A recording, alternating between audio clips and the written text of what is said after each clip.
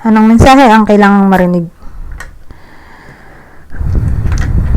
ng mga Libra sa period na to? Pwedeng nangyayari na itong magiging reading natin o mangyayari pa lang.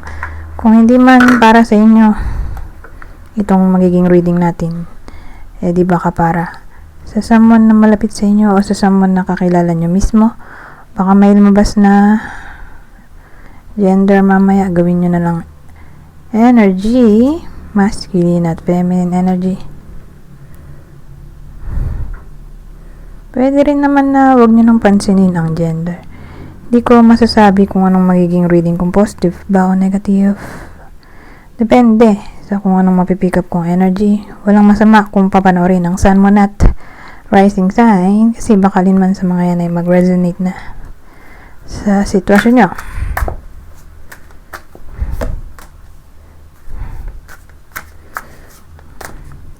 So, meron tayo dito abandoned, left out, walked away, cold, confusion, uncertain, unclear, unsure, realizations,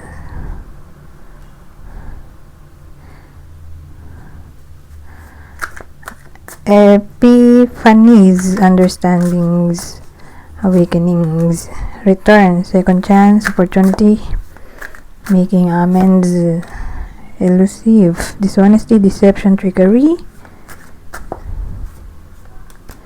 sorrow, loss, grief, depression.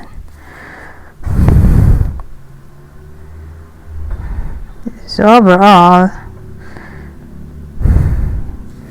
separation reading na to, abandoned diba? Abandoned, left out, walked away, cold.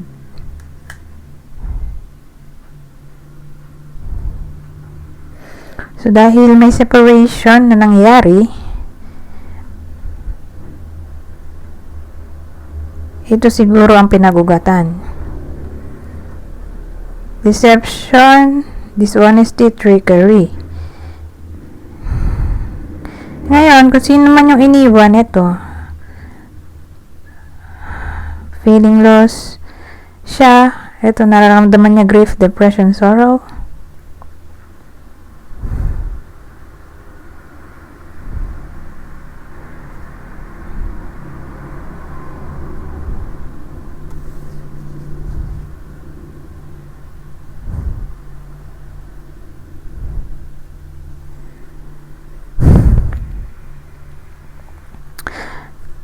So, kaya niya nagawa to, dishonesty, deception, trickery, ay dahil sa feeling confused. Okay? Dahil sa confusion, uncertainty, unclear, unsure. Okay? Kaya nagawa ng sino nga bang nag-abandon? Sabihin na lang natin yung partner, yung nag-abandon, at ang bida natin yung iniwan. So, kaya nga nagawa tong dishonesty, deception, trickery, ay dahil nung sila pa ay confused siya. Hindi siya sure sa takbo ng connection nila, or yung partner mismo hindi sure sa nararamdaman niya para sa bida natin. Kaya nga nagawa itong ito, dishonesty, deception, trickery. Ngayon, nung naghiwalay na sila, doon niya na-realize nung nag-abandon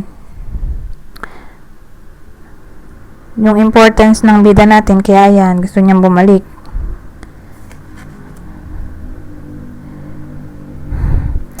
So, i-clear natin tong part na to. Paano nag-lead sa dishonesty, deception, trickery?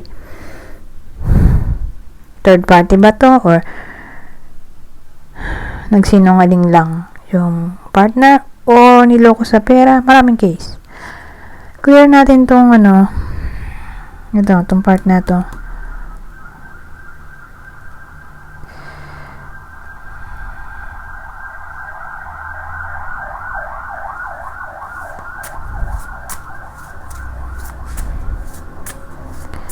Kasi pwedeng iniwan yung bida natin dahil sa third party, o iniwan ang bida natin dahil ninakawan siya ng pera.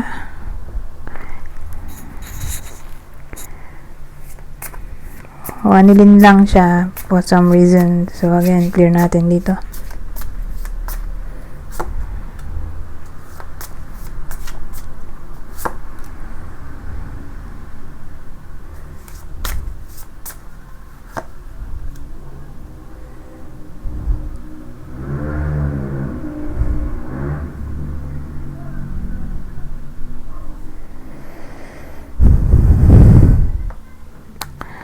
Kaya to.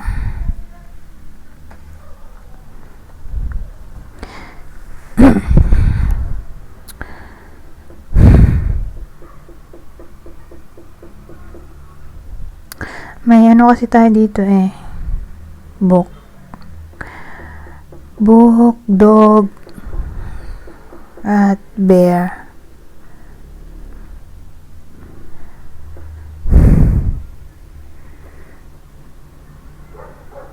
So ngayon, ang dating sa akin, iniisip ko kung may someone else ba to, o may hidden agenda yung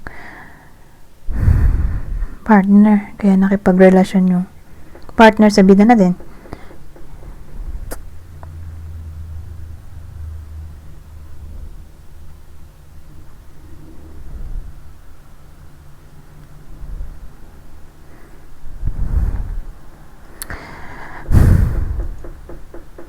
So, ganun ang dating sa akin parang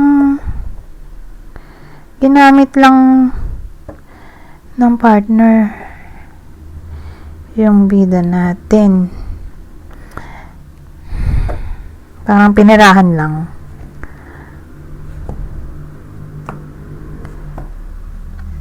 Pinirahan lang. May something na gusto siya sa bida natin. Yun yung kinuha niya. So again, pera, influence, fame,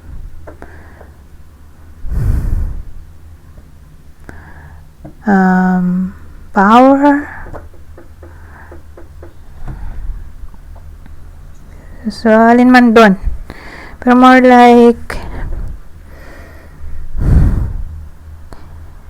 yun yung hidden agenda niya. Di naman niya talaga gusto yung bida natin. So again, may something lang siya na gusto sa bida natin, na gusto niyang makuha, like money nga. Money, fame, influence, attention, power. Yun. So sa madaling salita, user yung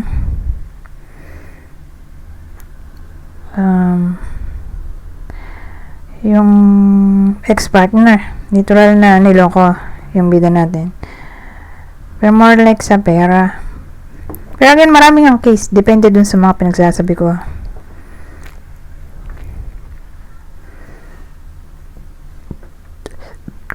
Excuse me.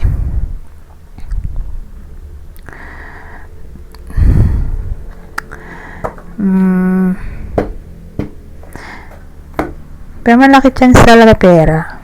Hinututan lang ng pera, ganun. Or sabihin natin nasa abroad. Kung nasa abroad or foreigner, gusto lang niya yung insurance na makukuha pag kinasal, or green card pag nasa Amerika, ganun. Or will na kung madeds sa kanya mapupunta yung pera, kayamanan nung bida natin, or mala gold digger. So again, user, gold digger, yun lang ang pakay niya. Or fame, influence nga, power. Basta in short, user, gold digger. Okay?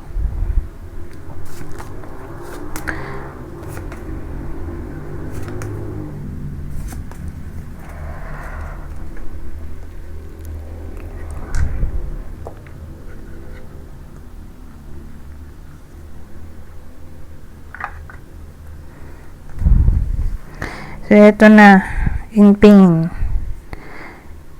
Feeling loss, eto nararamdaman ng bida natin to, grief, depression. So, whether nangyayari na to o mangyayari pa lang, pero again, may abandonment na maaaring mangyari sa case na to at user nga yung partner. May kinuha lang siyang something or siguro katawan. May ganun kasi eh.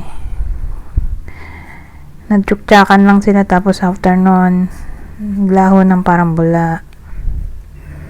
Nagtikiman lang sila ganoon. Tapos after nun wala na.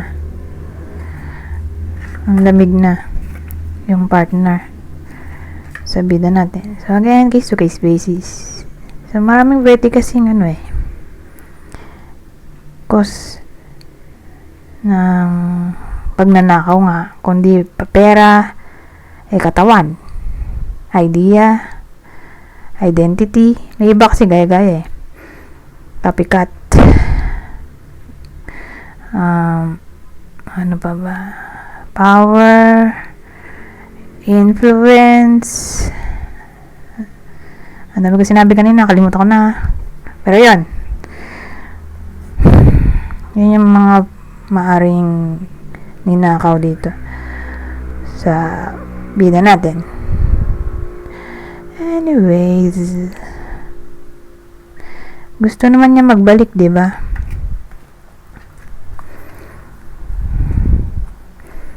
Na-realize nung partner na may importance pala o may value sa kanya yung bida natin, kaya gusto niya nang bumalik, or na-miss niya siguro yung perks na meron siya nung sila pa ng bida natin. Pero again, may na-realize siya so ngayon gusto niya nang magbalik sa bida natin.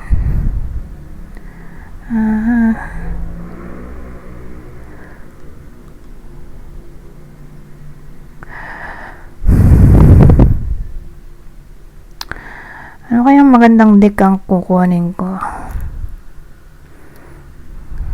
Ito na lang. So, yung mensahe dito pwedeng nanggaling sa past, present, or future. So, yung mensahe ay mula sa ex-partner ng bida natin. I pushed you away because I do not want the responsibility. Tinulak kita palayo kasi ayoko ng responsibilidad.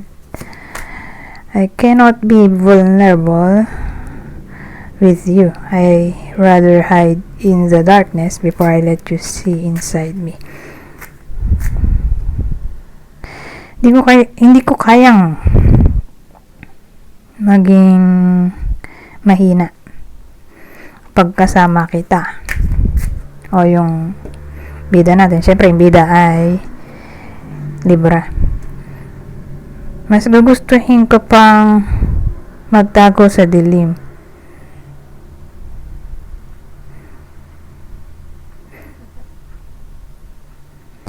bago ko kaysa makita mo kung anong nasa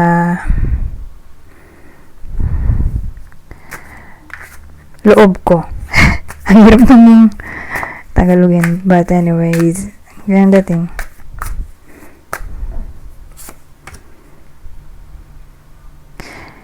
I have lost faith in you and I cannot see a future with you anymore. Malamang ito yung nangyari sa past. Kaya nga nag-break sila. 'Di ba? Kaya nang ghost yung bida natin. Nang ghost yung ex-partner. Either nang ghost, lumayas, nakipag-break, or iniwan yung bida natin. Ito yung nangyari sa past. Ito na rin yung isa sa reason bakit siya nawala or lumayo sa bida natin, nakipag-break, ganyan. Kasi nga, nawala na raw siya ng tiwala o pananalig sa bida natin, at hindi niya raw makita ang future kasama siya. Hindi na raw niya makita ang future kasama yung bida natin. So ganito yung naramdaman niya sa past. Ito is malamang namang nangyari sa past lahat yan. Kasi kanina sabi ko nga, pwedeng yung mensahe na makuha natin mula sa partner ay past, present, future. More like lahat to galing sa past.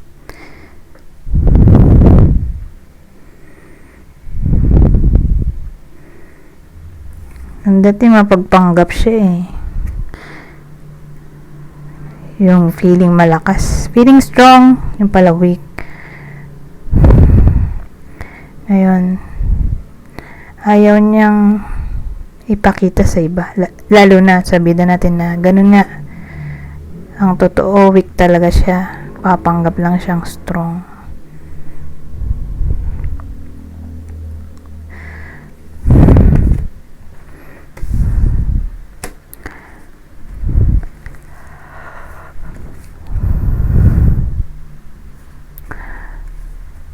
Anyways, ito na tayo sa future outcome.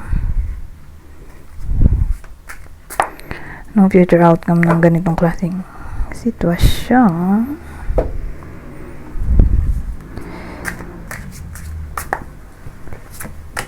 So, ulitin ko. Whether nangyayari na itong reading natin o mangyayari pa lang, pero isa lang ang direksyon. Okay? Doon papasok yung abandonment, separation. Okay? Pero more like yung partner yung mag-abandon. Lalayas, mang-ghost, mang-iiwan, gano'n. Or makikipag-break.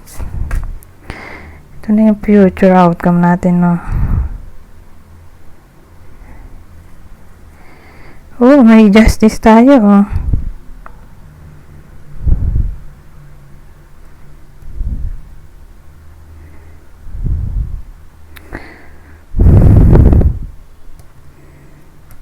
Ano kaya ito?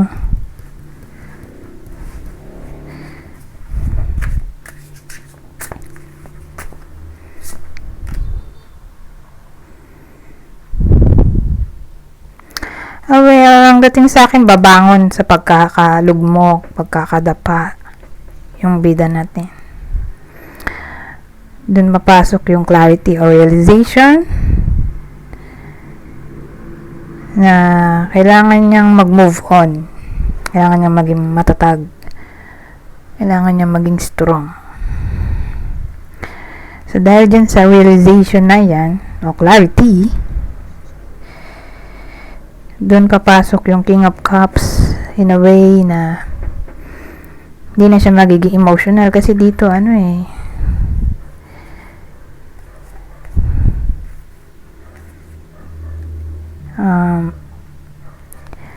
ito yung nararamdaman ng bida natin: sorrow, loss, grief, depression sa period na to after ng breakup or ghosting.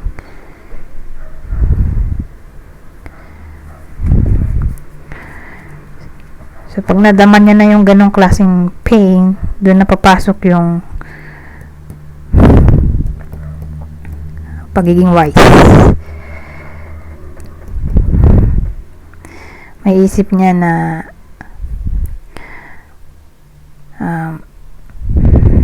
everything happens for a reason, at ang nangyari nga ay iisipin na lang niya na isang lesson na kailangan niyang malagpasan para mag-lead sa wisdom. Pero tingin ko, kasi 5 of Pentacles na to kung sakaling mang magbalik yung partner, kasi diba dun sa kanina nga gusto nga magbalik ng partner, na-realize niya yung value o importance o perks na meron siya dito sa bida natin. So in short, baka ma-miss niya yung bida natin or basta gusto na lang niya bumalik. Yun yung na-realize niya dito. So niya na lang bumalik. Ayan o, return, second chance, opportunity, making amends. Gusto niya pang makipagbalikan. Pero kung sakaling magbalik man siya, eto ng response o magiging respond ng bida natin. Kasi may 5 of Pentacles nga tayo eh. Iniisip ko kung ito ba ay pag-welcome back nung feelings niya ng bida natin sa partner niya, na willing pa siyang tanggapin yung partner at let's say hindi niya na ito tolerate yung nangyari sa past, pero welcome back niya yung partner niya. Pero kasi kinlarify ko na nga eh, lumabas yung 5 of Pentacles, more like ang dating sa akin, ang ma-realize nung bida natin ay mag-walk away na lang din, tulad nung ginawa nung partner niya.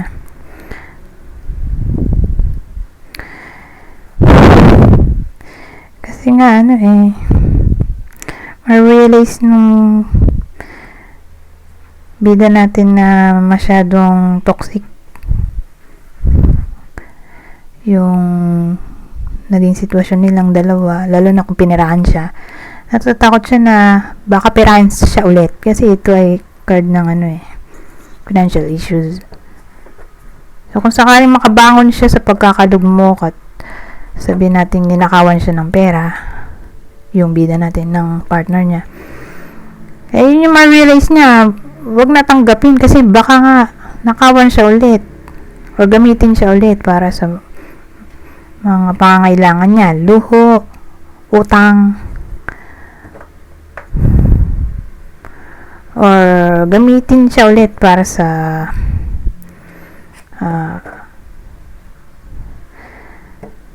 pangangailangan niya sa pera. Pero kung walang ganun na pinirahan, sabihin natin ginamit siya, alam niya naman yan eh. So kung sakaling ma-feel niya nga na ganun ginawa sa kanya, ginamit lang siya sa sariling kapakanan, ma-realize ng bida natin na lumayo na lang kaysa maulit-ulit yung nangyari sa past. Kasi nag-worry siya dito eh, na baka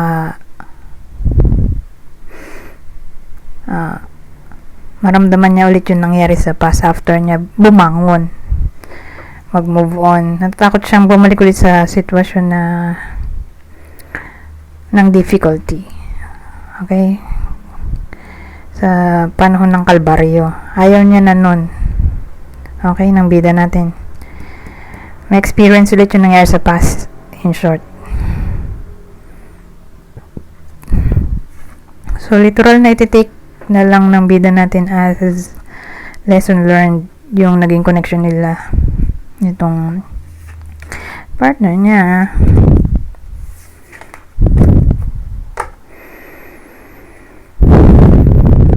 Pero kung sakaling magbalik man,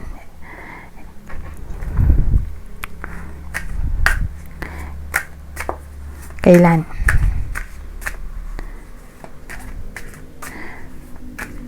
Kailan naman kaya, 'di ba? Kasi plano nung partner. Pero who knows, baka naman puro plano lang, walang gawa. Kasi may mga ganong sitwasyon. Pero tingnan natin, lalabas din naman dito yun eh. So, probability ay summertime. Pwede March to May. Next year na yan, malamang. August na ngayon eh.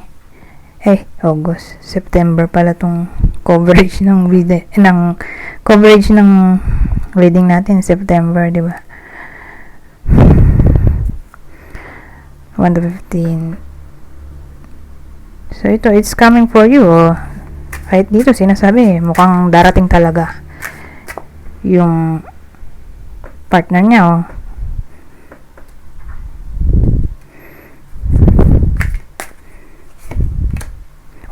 Have faith. Magtiwala lang daw talaga. Magtiwala lang. Darating talaga. It's coming for you.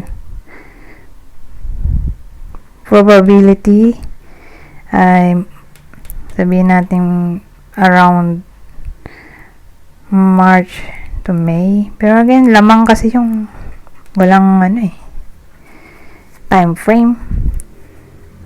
So kung hindi man tumama dito sa March to May 2026, sabi nga dito, it's coming for you. Magtiwala lang. Okay?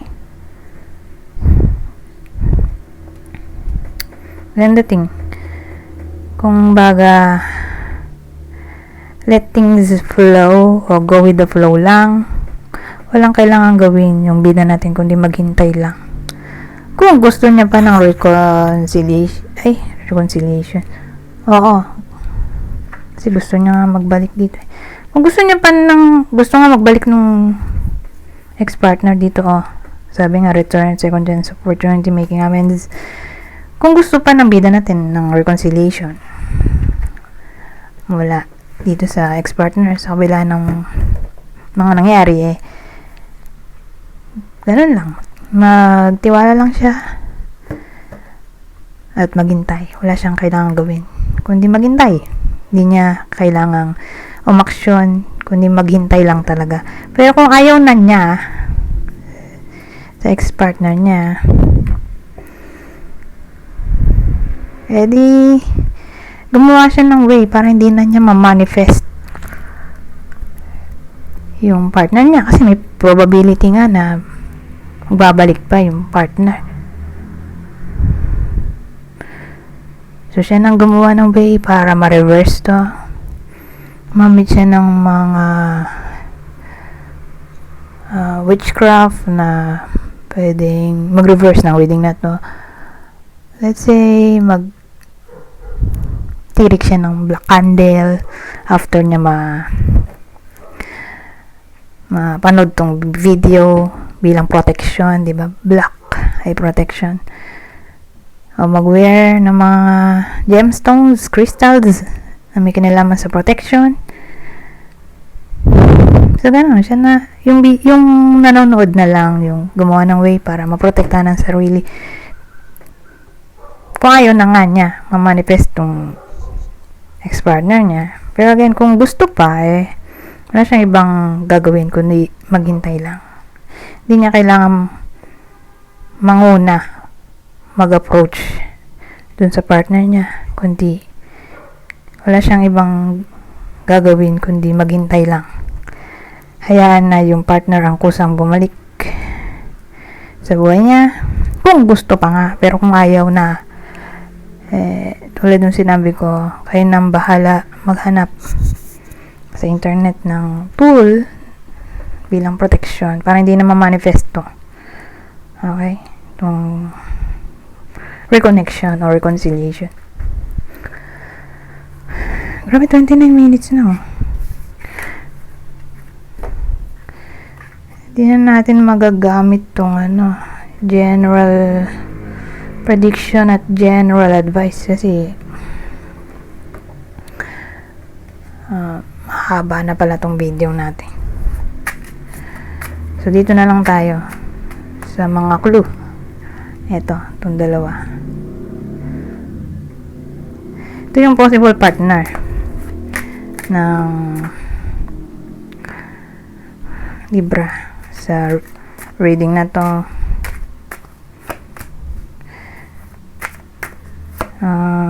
Cancer, Gemini, o ano ba to? Jupiter, Pisces, Sagittarius. So again, Cancer, Gemini, Pisces, Sagittarius. Ngayon, kung hindi man para sa inyo itong reading, di ba kapara? So, someone na malapit sa inyo, kakilala o idol, kunin nyo lang yung clue na sa tingin nyo fit sa sitwasyon ng kakilala nyo. Or, kunin nyo lang yung zodiac sign. Okay?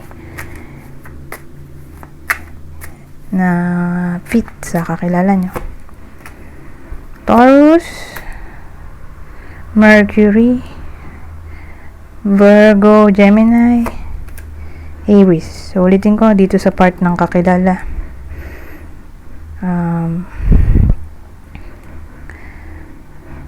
Taurus, Virgo, Gemini, Aries.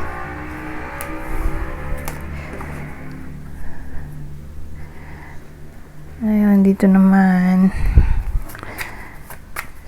sa clue natin, same instruction. Kung di man tumama sa inyo itong clue, baka tumama sa person nyo, kakilala o idol. Kunin nyo lang yung clue na sa tingin nyo fit sa sitwasyon nyo o sa kakilala nyo. Baby face. So, may someone na baby face in a way na, ayan, looking young. Sabihin natin, mukha siyang bata sa edad niya. May someone na ganun. Kaya nga baby face.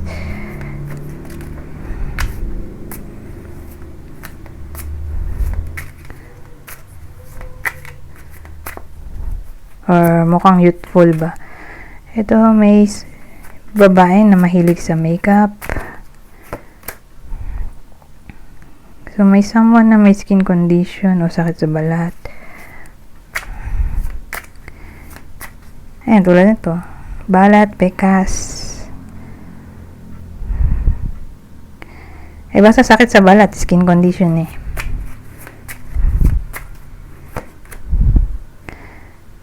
So, ito naman, may someone na may bisyo o unhealthy habits. Or meron siyang habit na nakakasama sa kanya.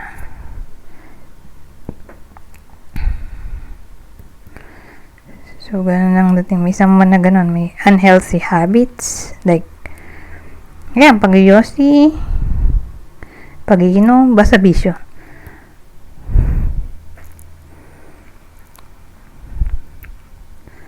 Or, marami kasing pwedeng case, di lang naman bisyo.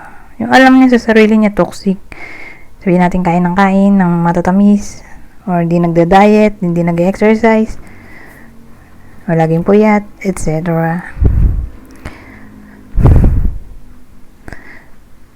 So, dito na ako mag-end. Anyways, hanggang dito na lang. Goodbye for now.